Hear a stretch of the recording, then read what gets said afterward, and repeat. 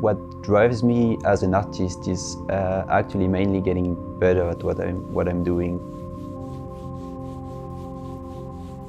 And so it's really about learning new techniques, getting things done really tight.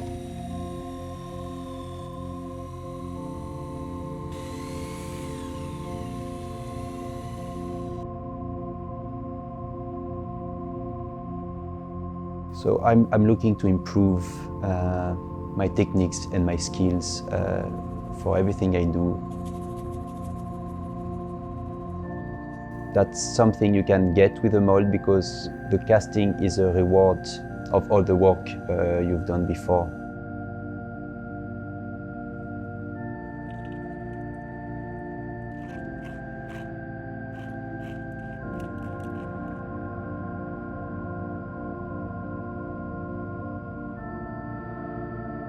It's always different. When I unmold, I never quite know the result, of course.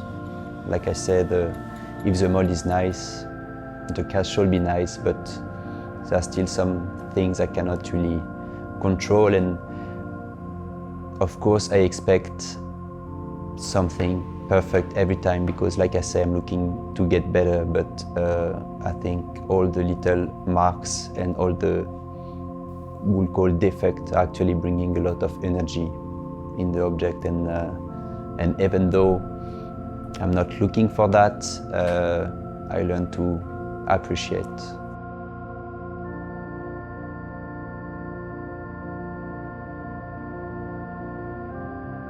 So what I intend to do is to make objects with the mold and the cast in the same object, that you can simultaneously see the positive and the negative of the same shape.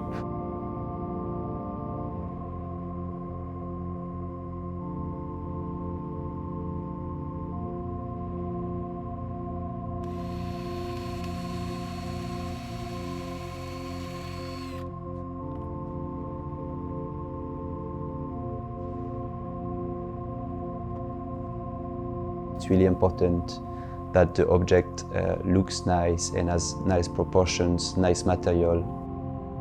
And after that, once you get used to the object, you can start to understand how it has been made and where the positive and the negative affect the proportion and the way the object look. Nothing's hidden. You can see everything.